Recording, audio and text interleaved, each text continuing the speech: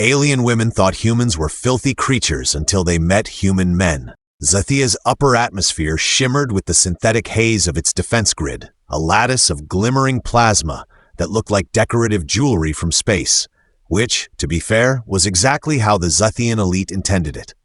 Commander Lysara adjusted the controls of her skimmer with one hand and used the other to flick through a series of intercepted transmissions. Most of them were human, chaotic, low-resolution nonsense about spaceball championships, and something called politics, which appeared to be a blood sport that involved more shouting than actual results. She sipped a bitter root brew from a crystalline vial and sighed. "Primitive creatures," she muttered, "always on fire or exploding or reproducing at mathematically improbable rates." A message pinged on her holodisplay. The insignia was old, cracked, and thoroughly human. A smiling skull with a cigar clenched between its teeth, overlaid with the words SS. Falcon. What kind of species names their vessel after poultry? Her comms officer, a younger Zythean cadet with a nervous habit of adjusting her perfectly symmetrical braid, cleared her throat. "Commander, the human ship has entered restricted orbit. Its propulsion signature matches that of an outlaw-class courier. Shall I prepare the vaporization sequence?" Lysara leaned back. "No need. I want to meet the poultry man myself." She docked with the gutsy Falcon 20 minutes later. The boarding sequence was smooth, too smooth. The ship was old, rusted, and smelled faintly of something illegal. But the moment she stepped aboard, a voice called out, "Careful! My automated coffee machine has a temper and is still mad about the incident with the lasagna." Lysara paused. Her neural translator hesitated for a full 2 seconds, uncertain whether that last word was a weapon or a ritual. Then, with a series of faint clicks, it settled on dish made of layered nutritional sheets. From behind a corner, a human male emerged. He was tall for his species, sun-worn skin, dark, and a 5 o'clock shadow that suggested he measured time with chaos instead of clocks. His shirt was unbuttoned, his boots were scuffed, and worst of all, he winked. "So," he said, hands up in theatrical surrender, "did the Intergalactic Parking Authority finally catch me?" Lysara blinked slowly. "You are trespassing in a restricted orbit. Your ship is carrying contraband. Your flight logs are falsified and She glanced at a data tablet. "Your internal humidity control system is running at 97%. That's medically concerning." Ethan Drake beamed. "That's just Marvin. He's a cactus. Likes it humid." She stared at him. "Also," he added, "don't look in the fridge." Lysara raised her plasma gauntlet. "You are under arrest by order of the Zythean High Council. You will be detained, interrogated, and possibly cleansed. Please resist. I haven't had target practice since the Battle of Halon's Ridge." He gave her a slow once-over. "You know, for someone threatening to vaporize me, you've got excellent cheekbones." Lysara fired a non-lethal stun bolt directly into his chest. He collapsed with a grunt, arms flopping wide. As her crew filed in behind her to secure the ship, she stood over him, curious. Even unconscious, he had the nerve to smile. The interrogation room on Lysara's warcruiser was pristine. Obsidian panels, anti-psychic barriers, and a chair so uncomfortable it was listed as an effective torture device in 3 planetary systems. Ethan sat on it like he was in a waiting room. "Do you have any magazines?" he asked. "Preferably ones that aren't about Zythean jurisprudence?" Lysara entered with a tablet and no smile. "Your name is Ethan Drake. You are a registered smuggler, ex-pilot of the Earth Alliance, dishonorably discharged for something called creative oxygen redistribution." "I tried to sell air," he said proudly, "to other humans." He shrugged. "Technically, it was a premium atmospheric experience. I even threw in clouds." She folded her arms. "Why are you here?" "Existentially or spatially?" She narrowed her eyes. "Fine, I was hauling a few crates of banned Earth tech to a buyer in the Zythean Fringe. Nothing dangerous. Just a few retro entertainment modules. One's called Friends. I think it's a psychological experiment in madness." Lysara turned the tablet so he could see. "This Friends, it teaches humans to scream in unison every time a door opens?" "Exactly. Cultural heritage. Sacred stuff." She almost laughed. Almost. Instead, she placed the tablet down and sat. "Your cargo has been impounded. Your ship is now the property of Zythea. You, however, are more complicated." Ethan tilted his head. "Because of my roguish charm?" "No, because you made my crew laugh." He perked up. "Wait, seriously? That counts?" Cadet Urel snorted. We haven't seen such a reaction since the ambassador of Frobion slipped on a banana and declared war on fruit. Then I'm basically a diplomat. She gave him a long look. More like a talking infection. He grinned. Tell me something, she asked unexpectedly. Why aren't you afraid of us? Because you've got long ears and perfect posture? That's just good genetics, not terror. They say humans are weak, emotional, and obsessed with body odors. 2 out of 3 ain't bad. Which 2? He winked. Again. She stood, jaw clenched. You'll remain in holding until transport arrives? Until then, try not to explode. No promises. As she left, he called after her. Hey, if you're going to stare at me every day, could I get a pillow? Maybe a decent breakfast? She paused. You're on a warship, not a bed and breakfast. But I'm growing attached to the interrogation chair. It's got character. She didn't answer. But later that evening, a pillow appeared in his cell. It had ears, long ones, embroidered in gold thread. Ethan laughed for 10 minutes straight. Ethan balanced a metal spoon on his nose while humming the theme from Space Trek the Musical. Across the transparent energy barrier of his cell, Cadet Urel watched with an expression that hovered somewhere between fascination and existential dread. Does he do this every day? Urel whispered as Lysara approached. He once reenacted the entire mating ritual of Earth penguins, Lysara replied. With props. I thought humans didn't have mating rituals. He made it up, I think. There were rubber fish involved. Urel nodded solemnly. I'll log that under psychological warfare. Lysara stepped forward. Prisoner Drake. Ethan dropped the spoon with a clang and stood, offering a mock salute. Commander Pointy Ears, to what do I owe the pleasure? You will refer to me by rank and name. He tapped his chin. Commander, Lysara? Lysara. Ah, much better. Rolls off the tongue like lukewarm gravy. She deactivated the barrier and stepped inside. 2 guards followed. Ethan raised an eyebrow. What, you think I'm going to headbutt you and hijack the ship with a spork? You did attempt to bypass a retinal scanner with a jelly bean, only because it worked once. She motioned to the guards. Leave us. They hesitated, exchanged glances, and then exited. The door sealed behind them. Lysara remained standing. Ethan flopped back onto his bunk, which he had named the HMS Misery, and decorated with crude sketches of stick-figure aliens in compromising positions. You've been on my ship for 3 cycles now. That's 72 standard hours. No complaints of torture, no visible attempts to escape, and, most suspiciously of all, you appear to be enjoying yourself. Great lighting, excellent acoustics, and the view of your ears isn't half bad. Are you flirting with me or having a neurological episode? Why not both? She paced once, slowly. Humans are known for their emotional volatility. We prefer the term passionately, and yet you are calm, even cheerful. I've been through worse. You ever get stuck in a Martian customs office with a bladder infection and a smuggled crate of mood-enhancing chocolate? That's trauma, Lysara sighed. Your psychological profile is unreadable. I'm an enigma wrapped in a riddle wrapped in 3 layers of sarcasm. I need answers, specifically about your contacts on Zythean colonies. I've got contacts everywhere. I'm incredibly well connected. I even know a guy who sells black market sock warmers. She sat, he blinked. You never sit. I'm adjusting my methods. He tilted his head. Is this a date? If it were, I'd be leaving halfway through to throw myself out an airlock. Ouch, brutal. Answer my questions and I'll make your stay slightly less intolerable. You'll upgrade my rations? I could kill for a decent taco. She tapped her tablet. Synthetic meat wrap with sodium-enhanced spice paste. Close enough. A pause settled. Not uncomfortable, just bizarrely calm. Ethan shifted forward. You ever been to Earth? No. Shame. We've got oceans, jazz, and an overwhelming number of squirrels. I am aware. You'd hate it. I'm beginning to suspect I wouldn't. He smiled. She stood. Your dinner will be delivered shortly. Cooperate and you may be granted reading material. Please tell me it's not Zythean Legal Statutes Vol 9. It's Volber 10. He groaned. The next day a book arrived. Not a Zythean volume, but a battered Earth relic. Collected human poetry, pre-atomic era. Ethan stared at it like it might explode. He opened the cover. A note had been tucked inside. Try not to mock the sonnets. He read 3 aloud, loudly, then recited one in a fake Zythean accent that made Cadet Rel drop her stylus. That evening, Lysara visited again. Your recitations have caused 3 crew members to request psychological leave. Art is supposed to Some reported emotional disturbances in the lower abdomen. I have that effect on people, she crossed her arms. This is not how interrogations typically unfold.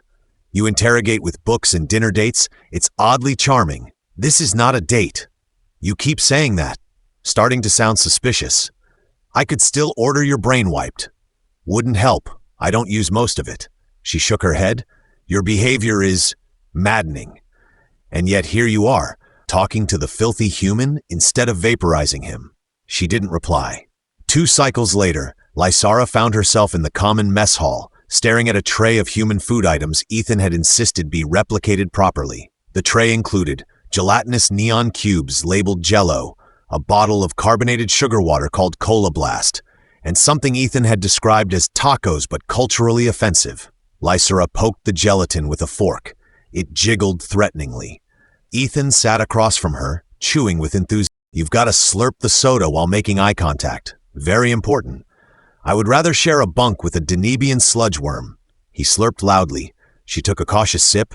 Her eyes widened. This tastes like weaponized fruit. Exactly. He handed her a data slate. Also, I made you a playlist. She scanned it. Titles included Sexy Space Sirens, Don't Probe My Heart and Ear Feelings, the acoustic ballads.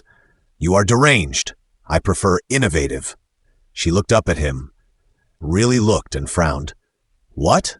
You don't act like a prisoner. Maybe because I'm not. You're chained in a cell. I've been in worse places. Like where? He smiled. A relationship. That night, alone in her quarters, Lysara stared at the poetry book. She flipped to a random page and read aloud, "For never was a story of more woe than this of Juliet and her Romeo." She rolled her eyes, but she didn't stop reading. Ethan was halfway through building a miniature tower out of nutrient bar wrappers and sarcasm when the ship's lighting shifted to red. The emergency klaxon, a piercing howl that sounded vaguely like an angry whale being tickled, echoed through the cell block. He glanced up at the ceiling. If this is about that prank I played on the waste disposal unit, I maintain that the googly eyes were tasteful and, frankly, improved morale. The energy barrier fizzled out without warning. For half a second, he considered staying put, then remembered he was a professional smuggler with a penchant for survival. He poked his head into the corridor. Empty. Well, that's ominous. He started walking cautiously. Alarms blared, flashing red warnings in multiple languages, including one in what he recognized as galactic bureaucracy. Flee in an orderly fashion or perish chaotically. He reached the command deck just in time to see Lysara bark an order and slam a fist into the console. The crew looked like they were preparing for interstellar war or a very competitive dance-off. "Hey," Ethan called. "Did someone order chaos with a side of mayhem?" Lysara didn't look up. "Get back to your cell." "I would, but it's currently experiencing an existential crisis." She turned to him. "You were not released." "Right, but the door was very persuasive." Yrel approached, breathless. "Commander, the Zythean enforcement vessel Justice Claw is on approach. They're demanding immediate surrender of the prisoner and access to your logs." Lysara's expression tightened. "Of course. Virex sent her." Ethan squinted. "Justice Claw?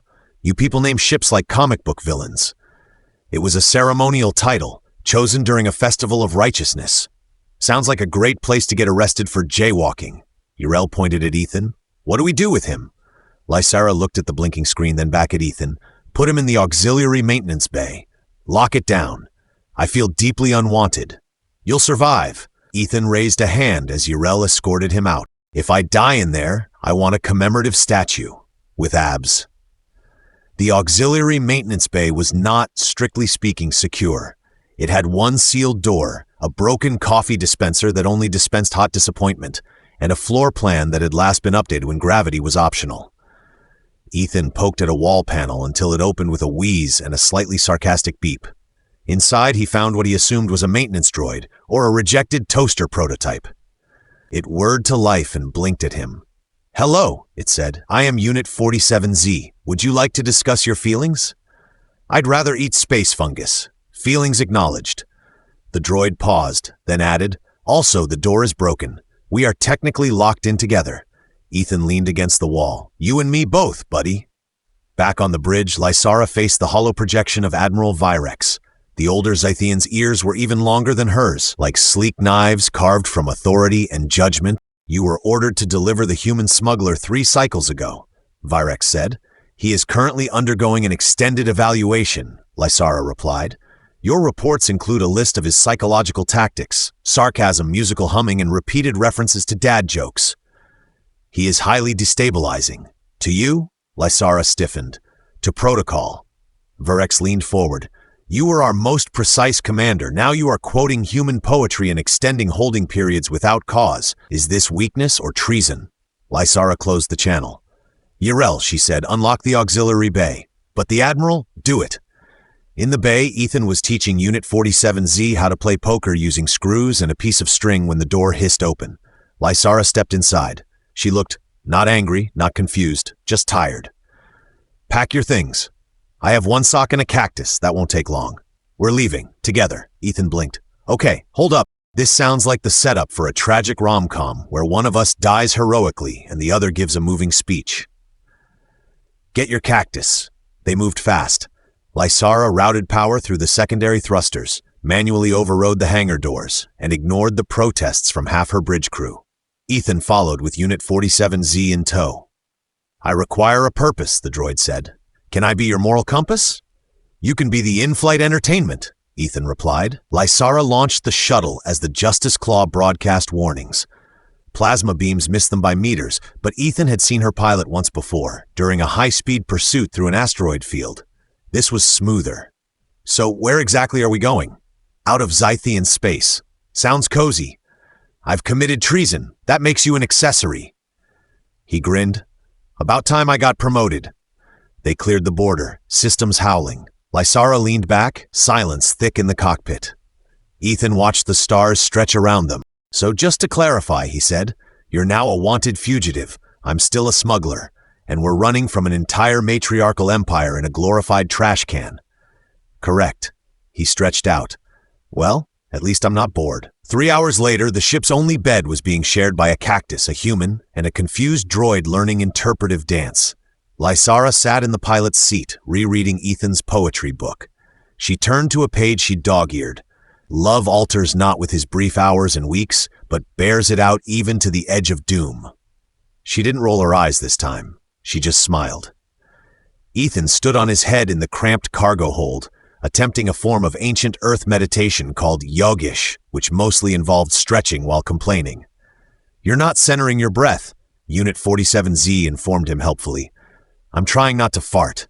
Is that a spiritual exercise? It is now. From the cockpit, Lysara's voice crackled over the intercom. We're approaching the Lorith Nebula. Brace for turbulence, random gravitational spasms, and the occasional existential crisis. Ethan flipped right side up. Nebulae always give me gas. The ship jolted as they entered the misty, pulsing currents of Lorith. Navigation sensors blinked erratically. The stars outside swam like paint in water. Unit 47Z spun in a circle. My perception of space-time has become interpretive. Lysara appeared a minute later, adjusting the inertial stabilizers with the practiced calm of someone who had grown up piloting vehicles that could outrun thought. We're hiding in the cloud for a while, she said. Zythean trackers can't follow us through this density. It scrambles long-range scans. Ethan nodded. It also scrambles my inner ear. Is it possible to vomit backwards? Lysara sat across from him on a crate. Her uniform had been stripped of insignia, and her hair, once immaculately braided, now had a rogue strand rebelliously hanging over her eye. Ethan tried not to stare. Failed. We need to make a plan, she said. Plan A, keep running. Plan B, fake our deaths and become ghost pirates. Plan C, open a food truck. She ignored him. I contacted a broker in the outskirts. Goes by the name Grimwald the Slightly Ethical. He owes me a favor. I like him already. He can forge new IDs. Smudge the data trail. After that, we disappear. Ethan leaned back. Disappearing sounds anticlimactic. You prefer being vaporized? I was kinda hoping for some grand romantic arc. Maybe we save a moon colony and kiss while it explodes behind us. Are all humans this melodramatic? No. Some of us are also very musical. Unit 47Z beeped. I detect elevated sarcasm, also mild arousal. Lysara blinked. You need a software patch. I require companionship. Ethan reached out and patted the droid's dome. You're doing great, buddy. They rode the nebula currents for hours. Outside, lights swirled like oil on water. Inside, Ethan made sandwiches from something that claimed to be bread and something else that probably wasn't. Lysara examined the map projected in the air before her. After Lorith, there's a jump gate at Varen Station. If we make it through undetected, we're in neutral territory. Define neutral. Ruled by a cartel of 5 species who once tried to assassinate each other with interpretive dance. Ethan nodded. So normal. They docked with Varen under false credentials. The station was a wretched hive of intergalactic commerce. Neon signs in 17 alphabets and food vendors that sold things which vibrated on their own. Ethan and Lysara kept their heads down, hats up, and Unit 47Z in a novelty backpack labeled Emotional Support Blender. Grimwald, the slightly ethical, turned out to be a translucent exogelatinian with a monocle and a suspicious number of untraceable bank accounts. "You're early," he oozed. "I was expecting you to be dead." "We're working on it," Ethan said. Grimwald slid 2 identity chips across the table. "These will get you past most scans, unless someone sneezes on them, then they short out. Side effect of the monocle." Lysara pocketed them. "What's the cost?" "Nothing." Ethan raised an eyebrow. "Wait, free? That doesn't sound very slightly ethical." "I'm repaying a debt." "What kind of debt?" Grimwald adjusted his monocle. "Your partner once saved my larval colony from a diplomatic pudding incident." Lysara stood. "Let's go before this turns into another weird memory." They returned to the ship without incident. As they launched, Unit 47Z spun slowly in its harness. "I have experienced capitalism. I am afraid." Lysara took the helm. Ethan sat beside her. "You didn't have to help me," he said. "I didn't do it for you." "Sure, you did it for the cactus." "Cactus doesn't talk back." The ship entered hyperspace. Stars stretched. Ethan glanced at her. "So, this is us now. 2 fugitives, 1 sad droid, and a half-dead cactus. A family." He smirked. "Do I get to be the emotionally distant uncle or the chaotic older sibling?" "You're the emotional support blender." Silence followed. Not awkward, just full. Then Lysara asked, "If we had met differently, you'd have stunned me anyway." "Probably. But maybe," he said, "we'd have danced." She raised an eyebrow. "Humans and Zytheans aren't biologically compatible. That's what universal translators are for.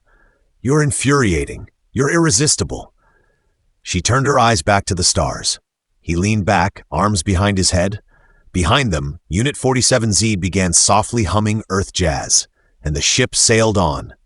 Unit 47Z declared it was writing a memoir. This was concerning for multiple reasons, the foremost being that the droid had begun referring to Ethan as protagonist alpha and Lysara as complicated romantic subplot.